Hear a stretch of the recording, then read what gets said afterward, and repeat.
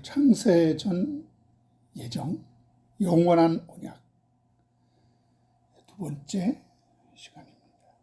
로마서 9장 1절부터 13절까지의 본문을 중심으로 야곱은 사랑하고 에서는 미워하신 이런 제목으로 말씀을 전합니다.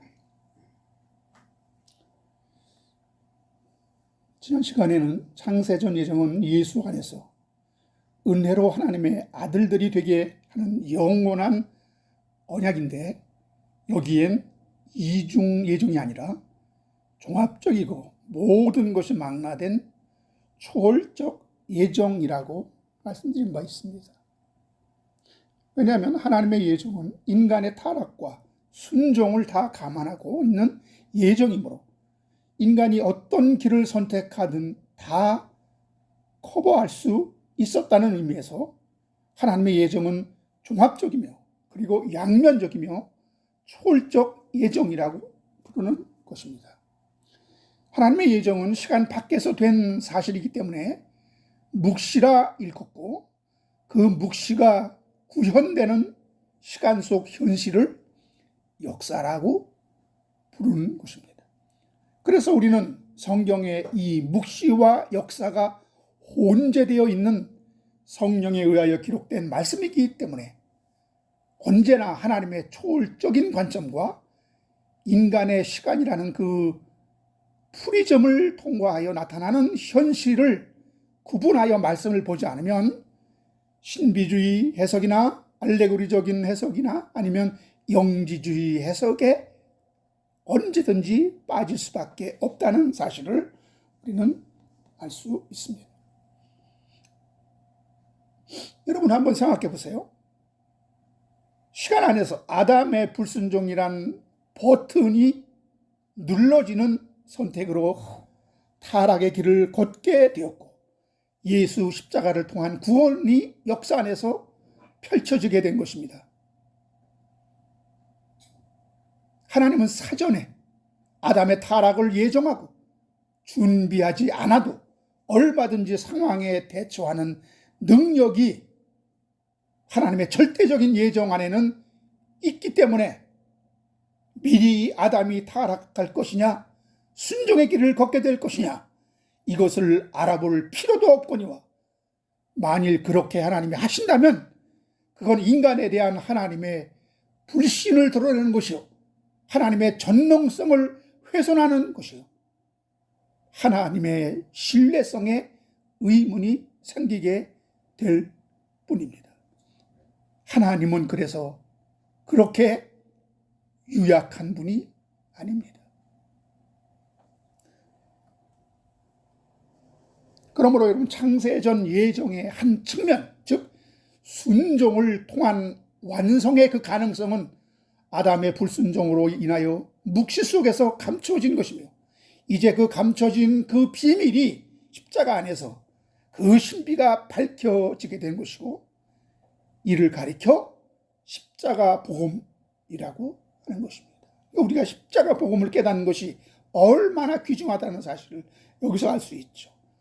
그러므로 십자가는 인간의 한계 속에 감춰진 복음을 드러내는 역할을 했으며, 감춰진 묵시를 역사적인 현장으로 이끌어내는 그런 역할을 하는 것입니다. 그러므로 성도는 이 십자가 안에서 예수를 만나게 되고, 이 십자가 안에서 하나님의 언약인 복음을 깨닫게 되는 것입니다. 할렐루야.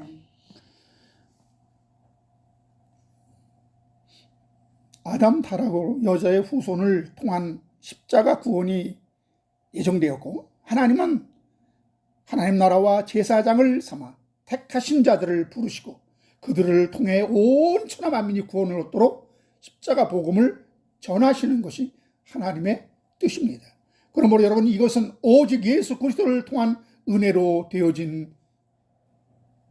되어져 그 창세전 예정 안에서 인간이 자발적으로 불순종하여 죄를 지었기 때문에 그 죄를 담당하기 위해서 하나님의 아들이 그 죄값을 대신할 필요가 있었고, 율법의 희생 제사로 예표된 어린 양이신 예수 그리스도의 죽으심으로 하나님 앞에 산 제사를 드리게 됐던 것입니다.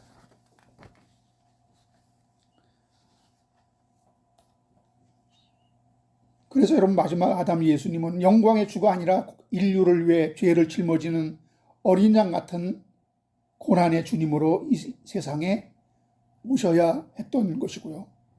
이로 인해 믿는 자들만 구원을 받게 하시는 부르심과 거듭남을 통한 구원이 가능하도록 율법을 보내서 스스로 죄인임을 폭로케 하시며 예수 믿어야 구원받게 되는 복음이 들려지게 하시고 일꾼을 보내주심으로 그 복음이 온 천하에 전해지도록 전도자들을 세우시고 있는 것입니다.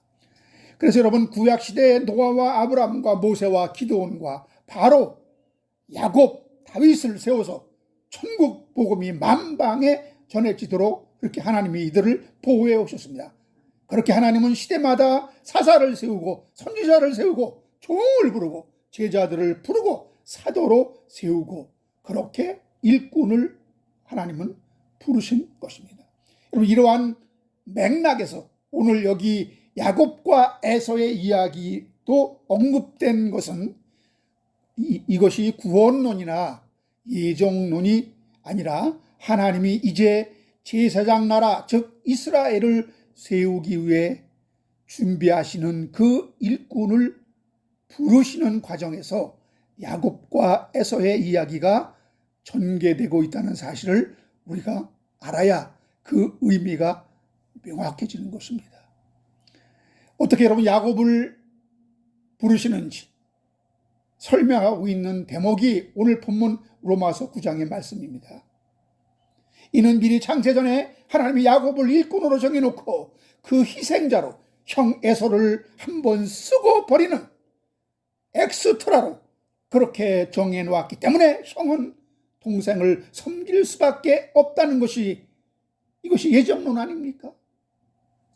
이런 예정론은 없습니다. 이런 운명적인 예정론은 없으며 인간은 사주팔자가 정해지기 때문에 그 길을 걸을 수밖에 없다는 하나님의 어떤 프로그램을 집어넣고 그 안에 DNA가 있어서 인간은 그 설계대로 하나님이 지으신 어떤 설계도대로 인간은 그 길을 걸을 수밖에 없다는 이러한 운명론적인 예정론은 성경과 맞지 않습니다. 오늘 이 야곱과 에서의 이야기는 그런 예정론을 이야기하는 것이 아닙니다. 그러면 이 말씀은 어떤 목적에서 기록되었는지 오늘 하나하나 살펴보므로 은혜 받는 시간이 되겠습니다.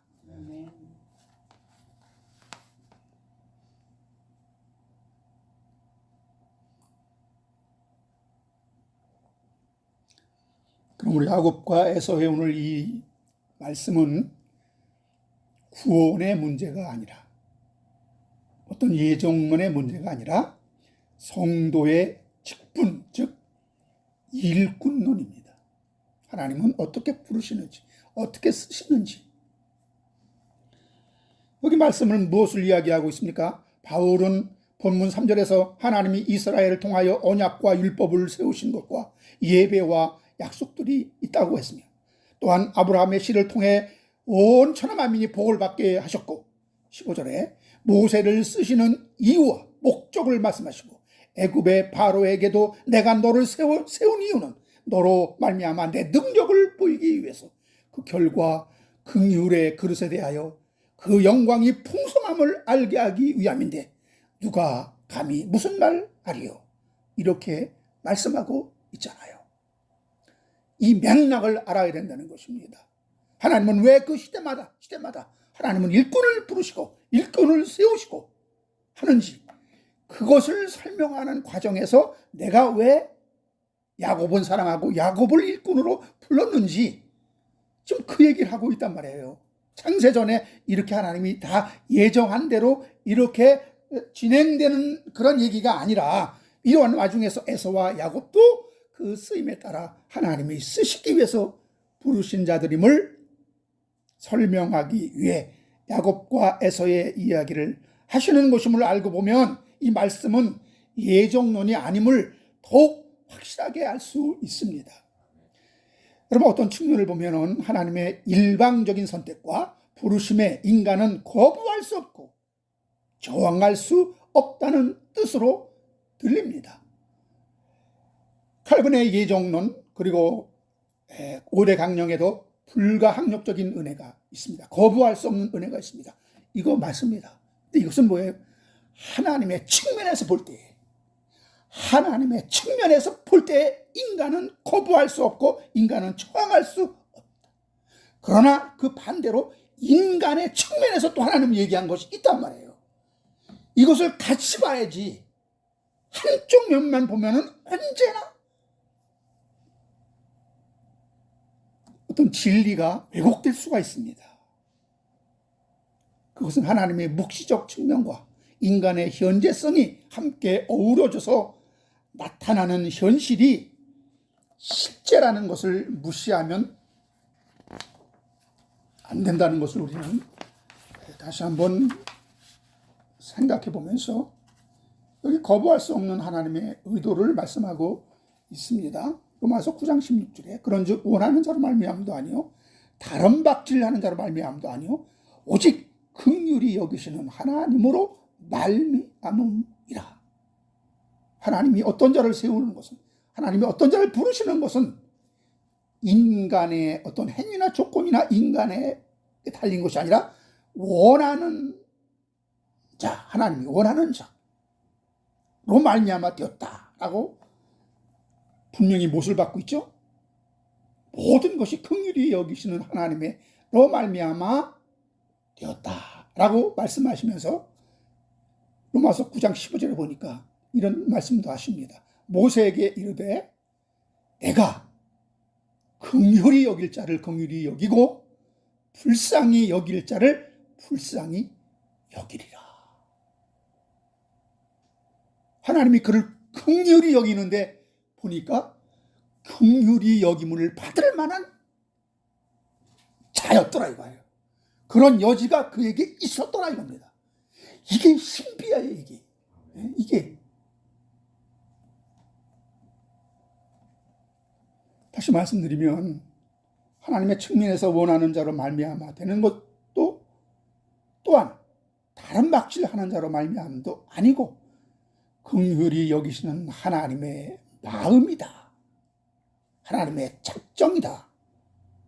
이렇게 하시면서 그러나 그 선택과 예정에는 후회하심이 없다고 말씀하시는 것처럼 결과를 보니 긍휼히 여길 자를 긍휼히 여기고 불쌍히 여길 자를 불쌍히 여겼다고 하는 것입니다. 하나님이 하시는 일에는 절대 불의가 있을 수 없습니다. 내가 구원을 원하는데 하나님의 선택을 받지 못하는 경우도 없었고 원하지 않는 나를 억지로 끌어들여 구원의 반열에 강제로 세우는 일도 없다는 것입니다. 하나님이 일방적으로 불가항력적으로 날 구원하셨는데 내가 예수 믿는 자였더라 이겁니다. 그러므로 하나님은 나를 긍휼히 여길 자이기 때문에 긍휼히 여길 수밖에 없다는 이 하나님의 역설적인 예정. 그래서 하나님의 예정은 절대적이며 초월적인 예정이라고 부르는 것입니다. 그러나 이것이 아니고 모든 것이 창세전에 예정된 것이기 때문에 인간은 절대로 돌이킬 수 없고 하나님의 정한 그 뜻도 절대로 돌이킬 수 없다면 여러분 한번 보세요. 요나서 3장 10절 보겠습니다. 만일 그것이 맞다면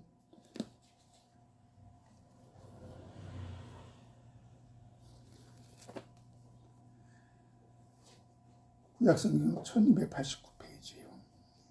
요나서 3장 10절.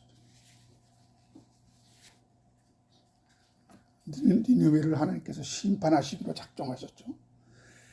하나님이 그들이 행한 것 곧 그 악한 길에서 돌이켜 떠난 것을 보시고 하나님이 그 뜻을 돌이키사 그들에게 내리리라 말씀하신 재앙을 내리지 아니하시니라.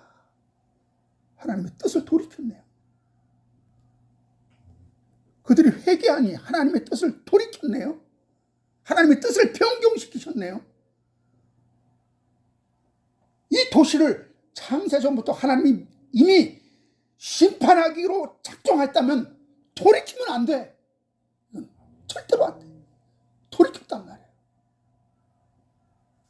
어떻게 설명할래?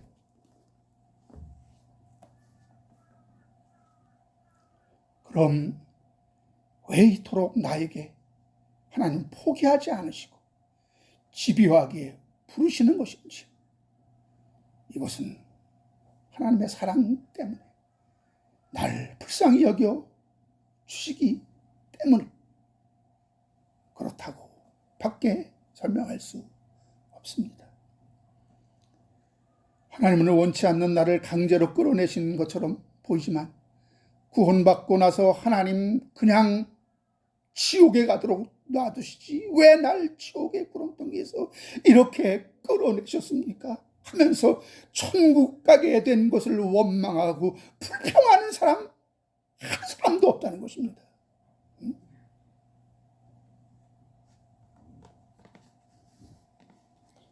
그럼 창세전에 예정한 것이 아니라면 언제 하나님께서 이렇게 택하신 것일까요? 특별히 야곱을 사랑하고 선택하신 어떤 이유가 있습니까? 시편 71편 6절에 보니까 내가 모태에서부터 주를 의지하였으며 나의 어머니의 배에서부터 주께서 나를 택하셨사오니 나는 항상 주를 찬송하리이다. 하나님 언제 우리를 택하셨다고요? 모태에서, 우리 어머니의 태에서, 창세 전에 그렇게 하기로 이미 하나님이 예정한 것이 아니라 모태에서 하나님 우리를 택했단 말이에요. 인간은 창세 전에 천국 갈자와 지옥 갈자를 택했다는 이중 예정이 아니라 시편 기자는 나의 어머니 모태에서부터 주께서 나를 택했다고 고백하였습니다. 그러면 하나님의 쓰시는 일꾼들을 어떻게 언제 택했는지, 사도 바울은 언제 하나님께 택했습니까? 갈라디아서 1장 15절 보겠습니다.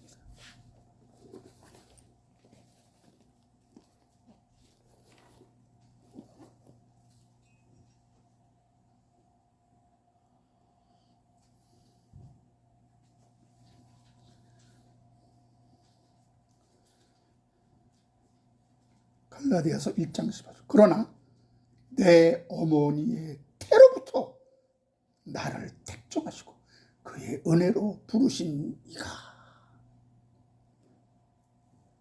여기도요, 나의 어머니의 태에서부터 나를 택했다고 사도 바울도 그렇게 고백하고 있죠.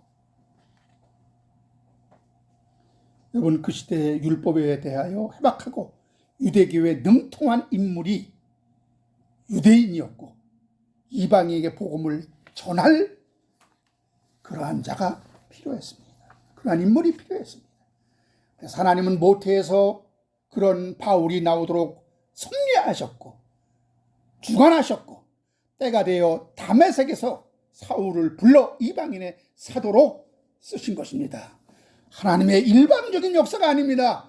그 시대에 열심히 있는 유대인이 필요했고 율법에 능통한 자가 필요했던 겁니다. 그래서 모태에서부터 하나님 택하시고 그를 관리하고 운영하셨다고 보는 것이 맞습니다. 창세전에 택한 것이 아닙니다. 그리고 때가 되어 다메섹에서 도저히 더 이상 방치할 수 없다고 판단하신 주님이 바울을 부르신 것입니다. 다음은 하나님이 쓰신 일꾼은 어떤 환경과 여건에서 부르시는지 한번 보겠습니다. 노아를 선택하신 이유를 보세요. 여러분, 노아를 선택해 갑자기 하나님께서는 홍수로 세상을 멸망시킨다고 했습니다. 갑자기.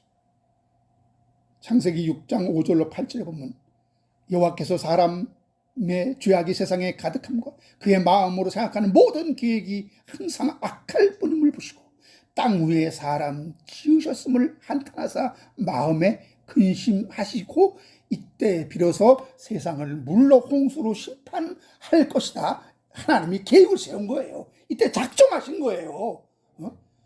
창세전에 미리 이 세상을 홍수로 심판하겠다. 이렇게 하나님이 계획하고 작정하지 않았어요.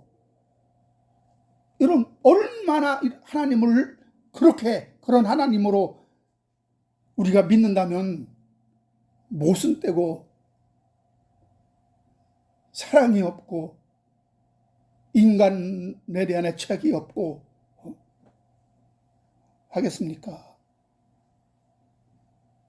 그러니까 하나님은 사람의 죄악이 세상에 가득한 그의 마음으로 생각하는 모든 계획이 항상 악할 뿐임을 보시고 그때 비로소 땅 위에 사람 지었음을 한탄했다 그랬습니다. 그 시대의 죄악이 세상에 가득하고 사람들의 마음에 생각하는 모든 계획이 악할 뿐임을 보시고 사람 지으심을 한탄하사 홍수로 심판하실 필요를 느끼신 것입니다. 그 시대에 여러분 노아란 한 인물에게 은혜를 주어 그를 홍수 심판을 전하는 도구로 하나님이 쓰신 것입니다. 창세전에 하나님은 노아를 쓰시기로 작정하시고 세상이 죄악이 가득하여 홍수로 심판할 수밖에 없는 세상을 만들어 노아 방주를 만드는 자로 하나님이 쓰셨다는 얘기 아니에요. 이게 창세전 예정이라면, 창세전의 모든 계획을 하나님이 세웠다면 얼마나 억지스러운 성경 해석이 되겠습니까? 이는 마치 십자가를 창세전에 예정해 놓고 하나님은 그 십자가를 갈보리에 세우기 위해서 아담 하와로 하여금 선악과 따먹도록 유도했고 섭리 조종하였다는 주장과도 같습니다. 이 얼마나 하나님을 우스꽝스러운 하나님으로 만드는 것입니까? 하나님을 죄의 조성자로 타락의 원흉으로 만드는 꼴이 됩니다. 모든 것이 하나님의 책임이라고 해도 아무 할 말이 없는 책임 회피성 교리예요. 지금까지 이런 걸 우리가 믿어왔잖아요. 칼빈주의가 이런 걸 지금도 믿고 있잖아요. 하나님을 제대로 여러분 전하겠습니까? 하나님의 영광을 제대로 나타내겠습니까? 아닙니다. 이런 교리로는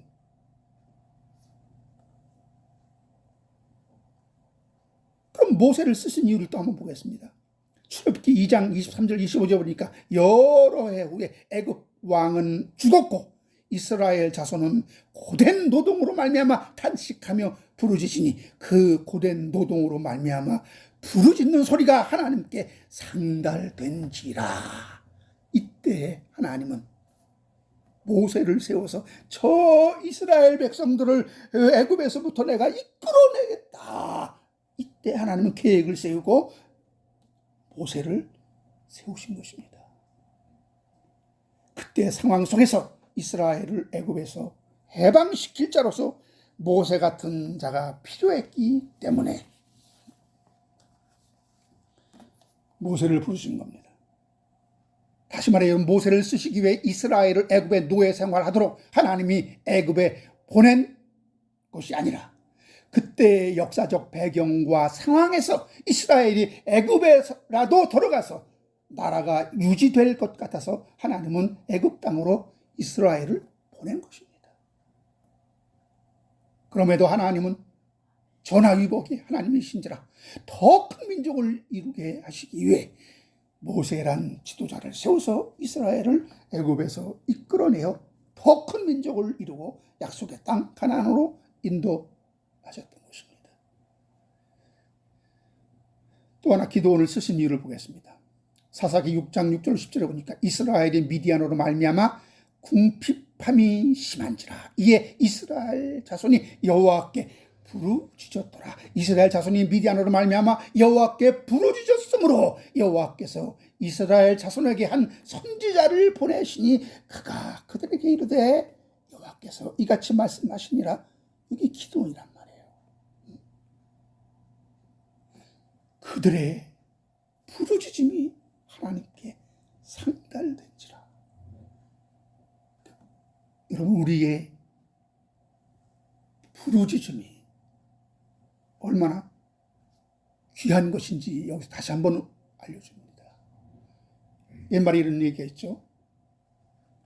어떤 아기에게 젖 안 준다 그랬죠. 울지 않는 아기에게 젖 안 준다. 하나님께 부르짖어요. 하나님께 구해야 돼. 내 형편과 사정을 알아야 돼요. 그럼 하나님이 귀를 기울이고 하나님이 돌보시고 하나님이 관여하신다 이거예요. 하나님은 미리 다 예정했기 때문에 너희들이 어떻게 되든 예정된 대로 갈 거야. 이러한 하나님이 아니라는 거예요. 이런 무책임한 하나님이 아니라는 거예요. 시시때때로 하나님은 관심을 가지고 하나님은 돌아보시고 귀를 기울이시고 어떻게 간섭할까 하시는 분이라는 걸 다시 한번 우리가 알 수가 있습니다.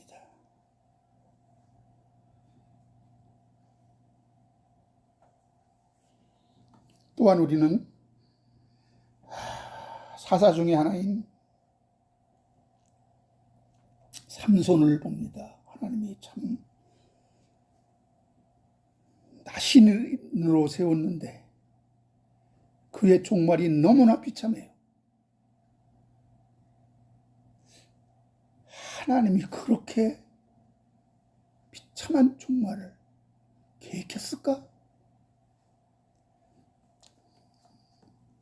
사사기 18장 7절 한번 보겠습니다.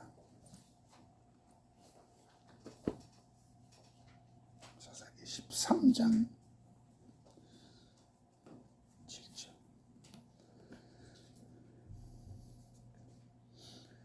그가 내게 이르시기를 보라, 네가 임신하여 아들을 낳으리니 이제 포도주와 독주를 마시지 말며 어떤 부정한 것도 먹지 말라. 이 아이는 태에서부터 그가 죽는 날까지 하나님께 바쳐진 나실이 됨이라 하더이다 하더라. 하나님은 언제부터 태에서부터 죽는 날까지 하나님은 그를 특별한 나실인이라는 구별된 자로 택했습니다. 세우셨습니다. 그리고 그에게 너는 독주를 먹지 말고 부정한 거를 가까이 하지 말고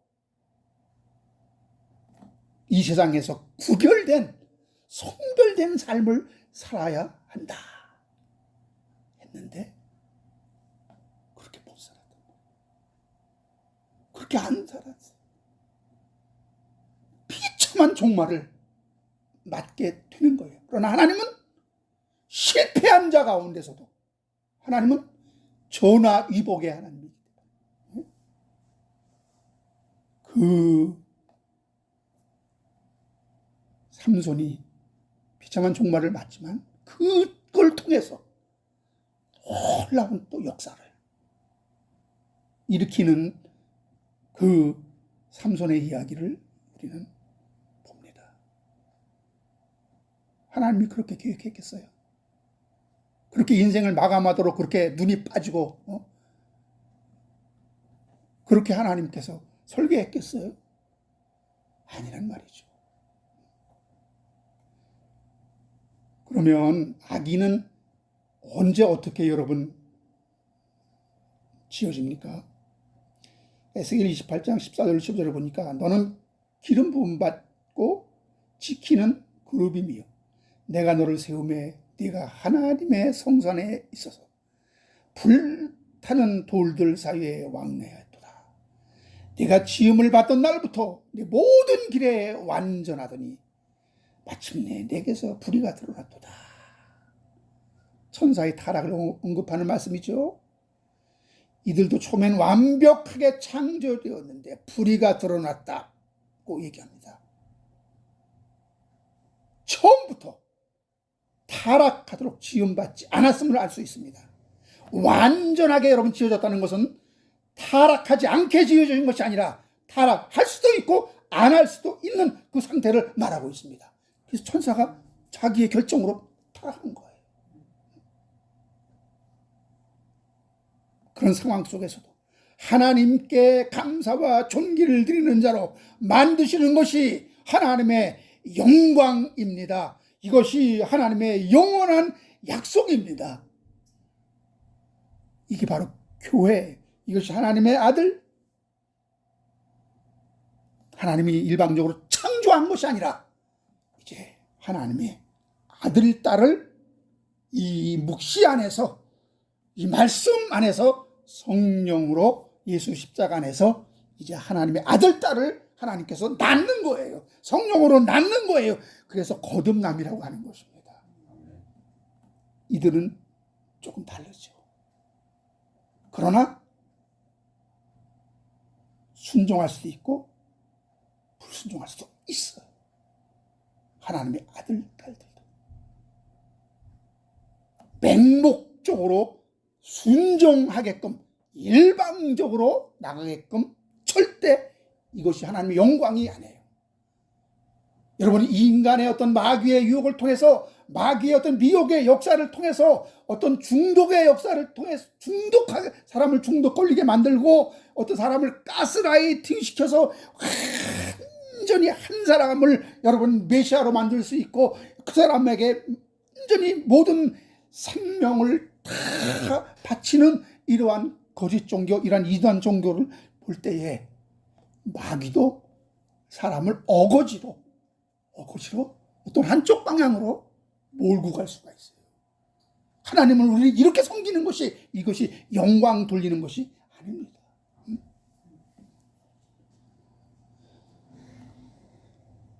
그래서 이런 영광스러운 자들로 만드는 것이 하나님의 목적입니다. 그래서 구원받은 자녀들에게 역사와 시간이 필요했던 것이고요. 이들이 왜 하나님께 영광이 됩니까? 계시록 5장 13절 보세요.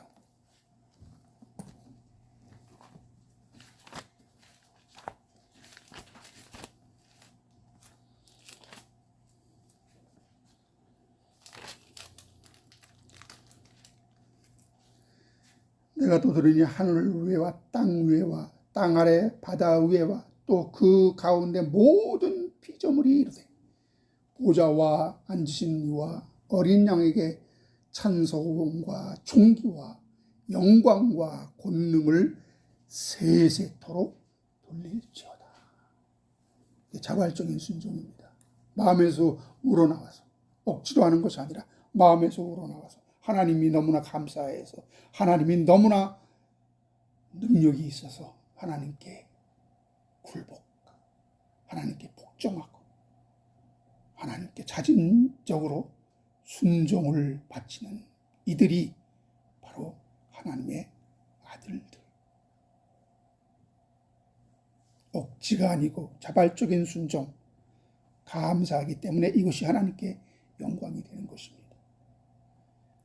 그럼 바로는 언제 예정됐습니까? 하나님은 그를 친히 천히 쓸 그릇으로 언제 결정했습니까?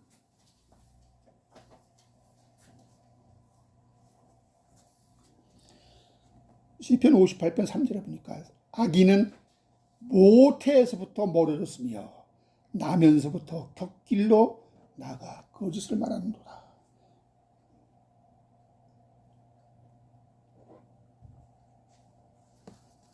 역시 바로도 악인도 모태에서부터 결정된다 그랬죠. 이는 하나님의 일방적으로 악인을 만들지 않았으며 주인을 만들지 않았다는 뜻입니다.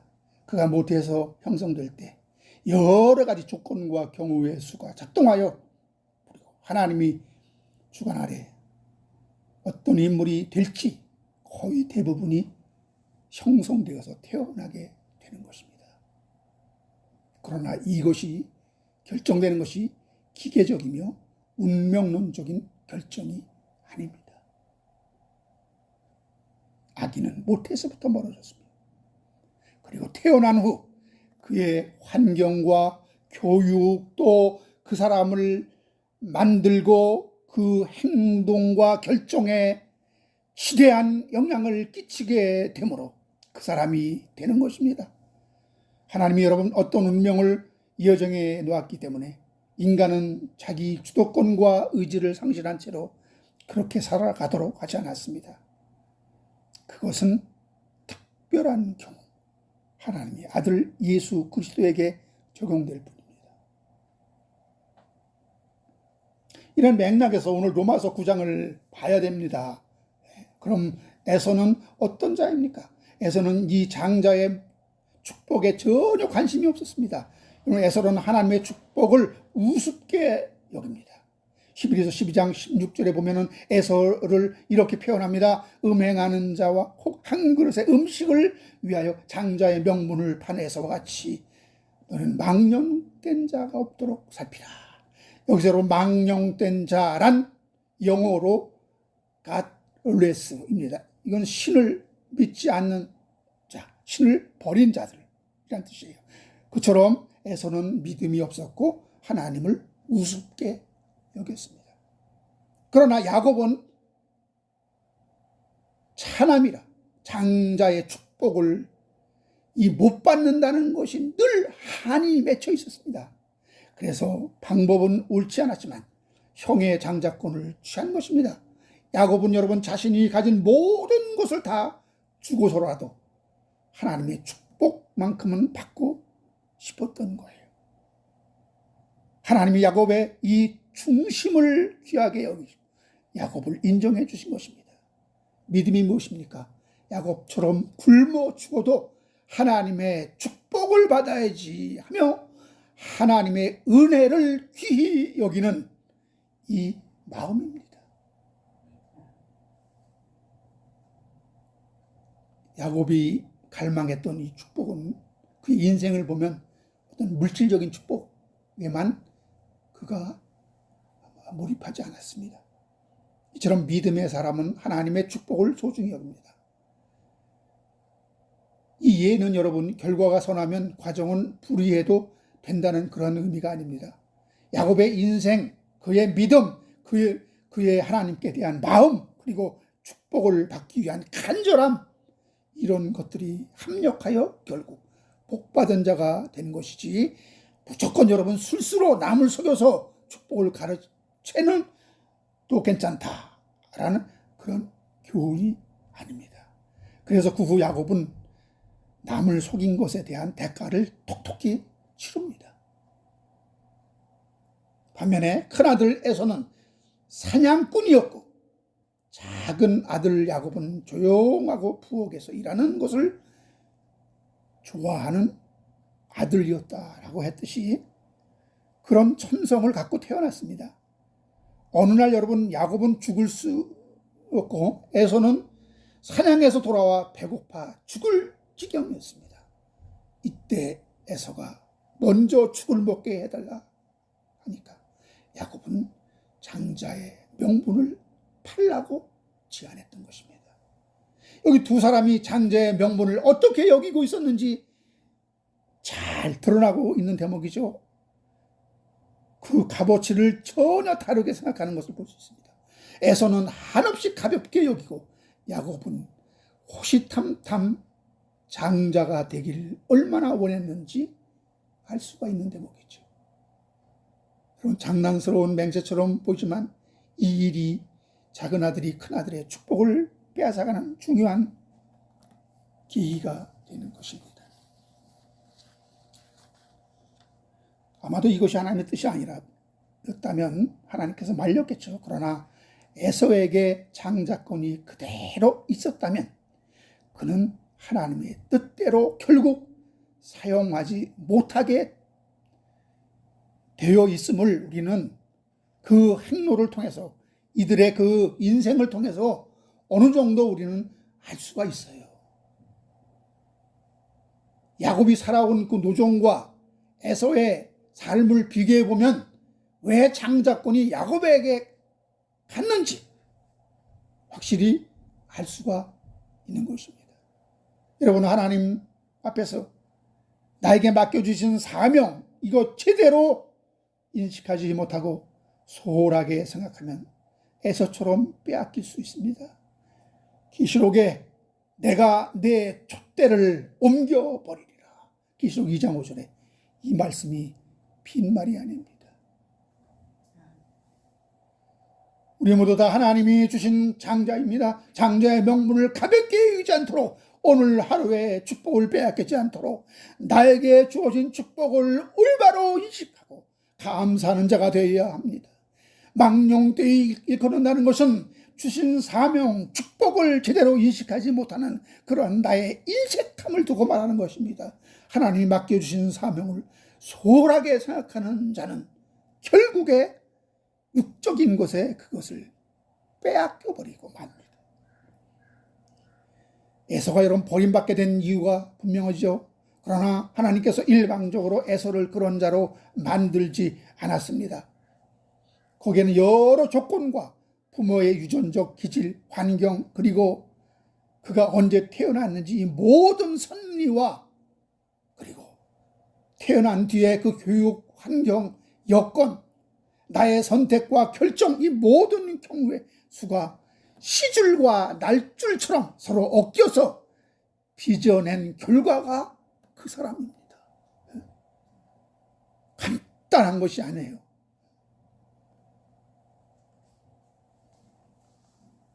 그래서 에서는 들에 나가 사냥하는 것을 즐겼다고 그랬어요. 진취적이고 야성적인 이런 자들은 대부분 하나님의 말씀을 조용히 묵상하고 깊이 생각하는 그러한 여유가 없습니다.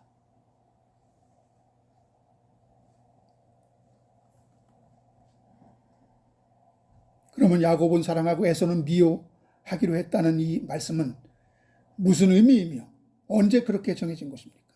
여러분, 에서도 창세 전에 예정된 것이 아니라 모태에서 정해진 것이 분명합니다. 오늘 로마서 9장 10절 11절을 보시니까 그뿐 아니라 또한 리브가가 우리 조상 이삭 한 사람으로 말미암아 임신하였는데 그랬어요.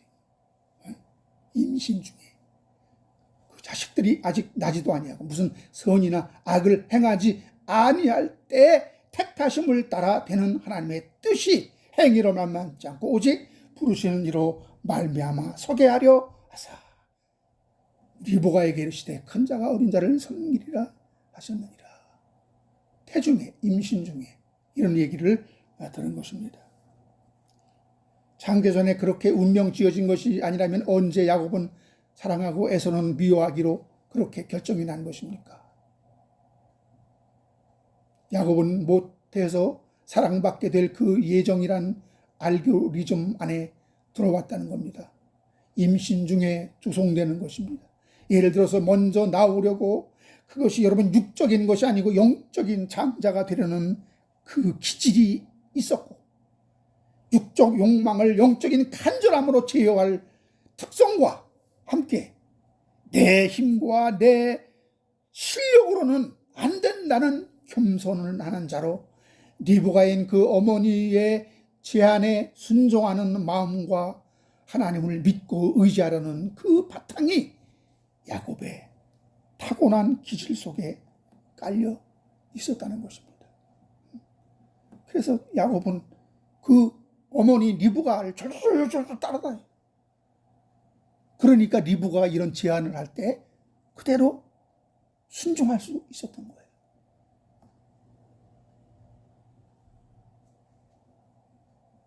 야곱은 사랑받을 수밖에 없었습니다. 아마 여러분 에서가 이런 기질이 있었으면 에서도 사랑받을 수밖에 없었겠죠.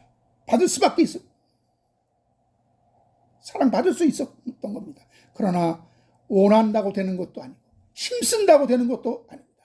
이것이 어떤 원리로 조작되고 작동되는지 우리 피조물은 알 수가 없어요.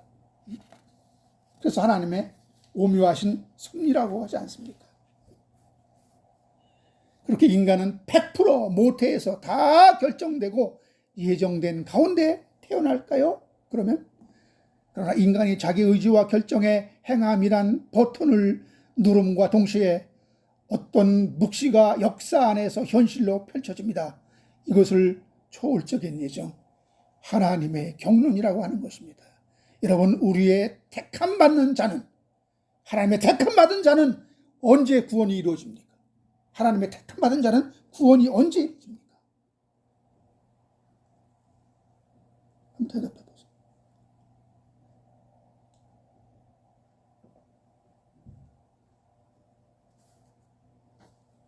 로마서 13장 11절.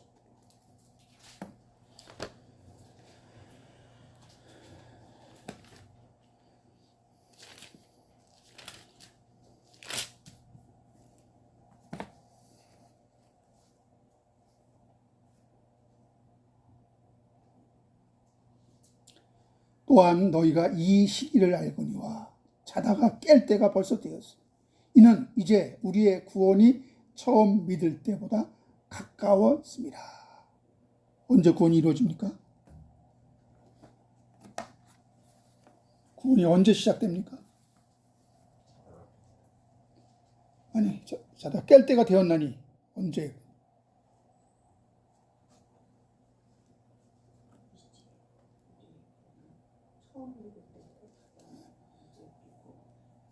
믿을 때예요, 믿을 때.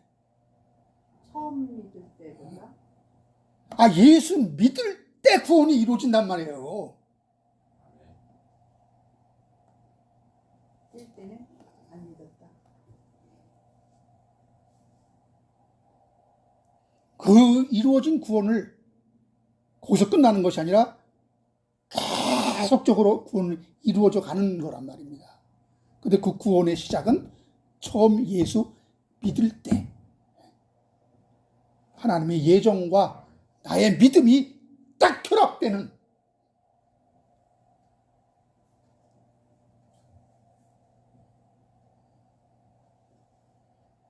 그렇다면 여러분, 큰 자가 작은 자를 섬긴다는 이 말씀 사실입니까? 에서는 타고난 기질이 어떤 종교성이 없는 것 같아 보입니다. 하나님께 감사하는 말은 전혀 들어볼 수 없는 그런 세속적인 욕망에 가득 찬 인간이 여실히 드러납니다. 이런 자에게 장자권을 맡기고 이스라엘 민족을 이루는 축복의 조상이 될 제목이 애당초 못 되었던 자였습니다. 그래서 이걸 하나님이 다 아시고 이렇게 말씀하신 것입니다. 창세기 27장 40절에 너는 칼을 믿고 생활하겠고 내 아우를 섬길 것이며 내가 매임을 벗을 때에도 그 멍에를 내 목에서 떨쳐버리리라 했도다. 여러분, 이 말을 들은 에서의 반응은 어땠습니까? 27장 41절에 보니까 그의 아버지가 야곱에게 축복한 그 축복으로 말미암아 에서가 야곱을 미워하여 심중에 이르기를 아버지를 곡할 때가 가까웠은즉 내가 내 아우 야곱을 죽이리라. 가인이 아벨을 죽인 것과 똑같은 반응이 나타나는 거예요. 하나님이 경고할 때 하나님의 말씀을 새겨듣고 왜 동생 야곱을 사랑하고 나를 미워한다 했으며 왜 나는 이 동생을 섬겨야 되는지, 하나님이 왜 그렇게 말씀하고 있는지 조금만 생각해보면은 그 내 기질 속에서 나타나는데, 그래서 내가 축복받는 길은, 내가 구원받는 길은 이 축복의 통로인 야곱에게 굴복하고 야곱을 섬기면 그 복이 내게도 오겠거니 하고 하나님께 꿇어 엎드렸으면은 에서도 구원의 길을 여지없이 갈 수 있단 말입니다. 축복을 받을 수 있었던 거예요. 이제 모든 것을 다 아시는 하나님께서 너는 내 아우를 섬길 것이라 하셨는데, 이때 에서가 자신의 한계를 깨닫고 아우의 능력을 인정하고 섬겼더라면 야곱으로부터 오는 축복을 에서도 받을 수 있었다고 봅니다. 그러나 나중에 보니 그 반대 상황이 벌어지게 되는 것을 우리는 봅니다. 오히려 야곱이 에서에게 굴복하는 현장이 목격됩니다. 이것이 여러분 세상이에요. 창세기 33장 1절부터 한번 보세요. 어떤 일이 벌어지는지.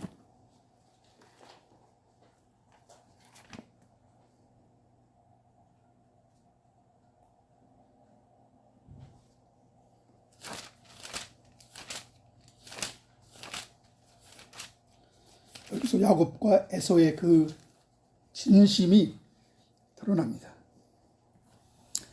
창세기 33장 1절부터 야곱이 눈을 들어보니 에서가 400명의 장정을 거느리고 오고 있는지라. 그의 자식들을 나누어 레아와 라헬과 두 여종에게 맡긴. 여종들과 그의 자식들은 앞에 두고 레아와 그의 자식들을 다음에 두고 라헬과 요셉은 뒤에 두고 자기는 그들 앞에 나아가 몸을 7번 땅에 굽히며 그의 형 에서에게 가까이 가니 형 에서에게 초를 합니다. 7번이나 초를. 에서가 달려가서 그를 맞이하여 안고 목을 맞추며 그와 입 맞추고 서로 우는지라. 에서가 눈을 들어 여인들과 자식들을 보고 묻되 너와 함께한 이들은 누구냐? 야곱이 이르되 하나님이 주의 종에게 은혜로 주신 자식들이니이다. 그때 여종들이 그의 자식들과 더불어 나와 절하고 레아도 그의 자식들과 더불어 나와 절하고 그 후에 요셉이 라헬과 더불어 나와 절하니 에서가 또 이르되 내가 만난 바 이 모든 때는 무슨 까닭이냐? 야곱이 이르되 뭐라고 하는지 잘 들어보세요. 내 주께 은혜를 입으려 함이니이다. 에서가 이르되 내 동생아 내게 있는 것이 족하니 내 소유는 내게 두라. 야곱이 이르되 그렇지 아니하나이다. 내가 형님의 눈앞에 은혜를 입었사오면 청하건대 내 손에서 이 예물을 받으소서. 내가 형님의 얼굴을 배운즉 하나님의 얼굴을 본 것 같사오니 형님도 나를 기뻐하심이니이다. 야곱의 그 성품과 에서의 성품이 그대로 드러납니다. 하나님이 왜 야곱을 사랑했는지 이런 것에서 잘 드러나고 있죠. 그러므로 너는 아우를 섬기게 될 것이라는 이 예언의 말씀을 잘 마음에 새겼더라면 상황은 달라졌을 것입니다. 영적으로 야곱의 장자권을 겸허하게 인정하고 야곱의 축복권을 받아들였다면 좋은 결과를 얻을 수 있었습니다. 그러나 그렇지 못했죠. 그러므로 에서는 하나님을 인정하지 않고 망령되게 대한 자로 묘사된 것입니다. 한 그릇 음식을 위하여 장자의 명분을 판 에서와 같이 망령된 자가 없도록 하라. 그는 이 하나님의 경고를 받아들이지 않았다는 것입니다. 우리 모두 새겨들어야 할 말씀입니다. 결론적으로 그러면 여러분 에서는 미워하고 야곱은 사랑하신 그 이유를 보겠습니다. 창세전에 여러분 야곱은 사랑받는 자로 에서는 미움받을 자로 정했기 때문에 이런 일이 일어나는 것이 아니라는 것입니다. 창세전 예정이면 우리가 인용하는 여러분 로마서 9장의 야곱과 에서의 이야기를 언제나 했습니다. 이미 여러분 야곱은 사랑받기 위해 태어난 존재로서 큰 자가 작은 자를 섬기게 작정되어 있기 때문에 야곱과 에서는 그 길을 걸을 수밖에 없었다고. 그래서 우리는 예정론을 변증하는데 이 구절을 언제나 써먹었습니다. 그런데 여러분 야곱과 에서의 이 이야기를 예정론을 목적으로 기록한 말씀이 아니라 그랬죠.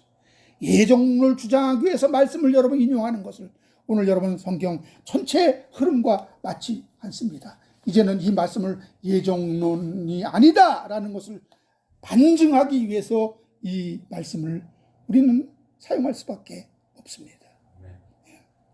야곱이 여러분 사랑받은 이유가 있습니다. 어떤 성격 기질을 갖고 태어나는가 너무 중요합니다. 그러나 태어난 후에 환경과 교육과 또한 중요함을 여기서 알 수가 있습니다. 그에게는 타고난 영적 승부사의 기질이 있었습니다. 그가 지음받을 때부터 먼저 나가려는 형의 발꿈치를 잡고 늘어지는 그에게 축복을 갈망하는 기질이 그에게 있었습니다. 반면에 여러분 에서는 사냥을 즐기는 자였다고 했습니다. 신치적이고 동적인 특징이 있습니다. 가만히 앉아 있지를 못합니다. 에서에게도 물론 그런 야성이 있었지만 에서는 거의 육적인 것에 치우친 그런 자신의 욕망을 실현하는데 급급한 목표 지향적인 사람이었다는 것입니다.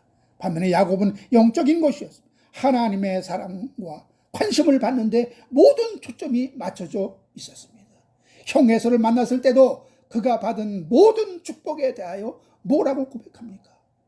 그리고 그런 물질의 축복을 주신 이유가 뭔지 그는 잘 알고 있었습니다. 창세기 33장 11절 보니까 하나님이 내게 은혜를 베푸셨고 내 소유도 족하오니 청하건대 내가 형님께 드리는 예물을 받으소서. 어떤 분쟁이 어떤 어려움이 있을 때 이 재물을 써야 된다는 거, 이 물질의 필요성을, 이 세상이 주는 이 물질은 어떤 맺힌 것을 푸는데 참 유용하다. 그래서 그것을 아끼지 않고 형님을 위해서 바치는 그러한 면이, 섬기는 면이 야곱에게 있었습니다. 그 두 번째, 야곱은 타고난 믿음이 있었습니다. 믿음은 여러분 주의 뜻을 수용하는 것입니다. 창세기 48장에 야곱이 요셉의 두 아들을 축복하는 장면이 나옵니다. 장자는 므낫세이고 차남은 에브라임입니다. 그런데 야곱이 요셉의 두 아들을 축복할 때 의외로 자기의 발을 어긋맞게 하여 차남인 에브라임에게 장자의 축복을 줍니다.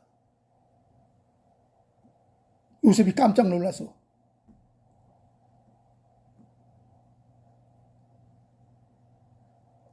아버지의 손을 옮기고자 했을 때 야곱이 이렇게 말합니다. 나도 안다. 아들아, 나도 안다. 실수가 아니라는 거예요. 다 알고 그렇게. 야곱은 자기가 그랬던 것처럼 하나님의 뜻에 순종하여 에브라임을 축복하는 것입니다. 이처럼 야곱은 하나님의 뜻이라면 받아들였습니다. 성경은 이것을 믿음이라고 합니다. 믿음은 하나님의 뜻, 하나님의 명령이라면 그대로 순종하는 것을 말하고 있습니다. 야곱은 지금까지 자신의 의지대로 살았지만 이제 하나님의 뜻을 수용하고 순종하는 사람으로 변해왔던 것입니다. 여러분, 믿음은 내 뜻을 내려놓고 하나님의 뜻을 받아들이는 것입니다. 할렐루야. 그토록 여러분, 믿음의 사람 야곱은 하나님을 경배하며 항상 예배자의 삶을 살았다는 것입니다. 창세기 35장 1절로 5절에 보니까 하나님이 야곱에게 이르시되 일어나 베델로 올라가서 거기서 거주하여 내가 내 형 에서의 낯을 피하여 도망하던 때에 내게 나타났던 하나님께 거기서 제단을 쌓으라. 이 명령을 받고 야곱은 베델로 올라가는 장면이 나옵니다. 야곱은 임종시에 나이 들고 힘이 없었지만 지팡이의 머리를 의지하여 경배하였다고 말합니다. 야곱은 마지막 죽을 때 힘이 없었으므로 지팡이 의지해서 하나님을 경배하며 그의 최후의 맞이했던 것입니다. 중요한 것은 여러분, 야곱이 마지막이 예배자의 모습으로 끝을 맺고 있다는 것입니다. 하나님이 이것을 귀히 여기신 것입니다. 야곱의 인생의 강점은 예배였습니다. 야곱은 많은 약점이 있었지만 그가 평생을 통해 결코 소홀히 하지 않은 것이 예배였습니다. 왜 그랬습니까? 야곱의 중심에 하나님이 계셨기 때문에 늘 하나님을 높이고 하나님을 찬양하는 삶을 살았던 것입니다. 에서는 미워하고 야곱을 사랑하는 이유가 분명히 있었죠. 이 하나님의 결정에는 절대로 실수가 그리고 절대로 오류가 없습니다. 야곱은 하나님이 100% 그런 자로 조성하시고 계획하시고 운행하셨지만 야곱의 인생 여정에서 그의 영적인 것을 사모하는 근성이 잘 드러났습니다. 믿음으로 살아가려는 그의 주관이 뚜렷했고 그리고 하나님께 순종하며 예배자로 살아가는 한다는 그의 믿음이 100% 오랫동안 했음을 잊지 말아야 합니다. 그 믿음의 행동 역시도 하나님이 격발시킨 것이지만 말입니다. 끝으로 이 말씀 보고 마치겠습니다. 로마서 8장 28절 보고 말씀 마치겠습니다.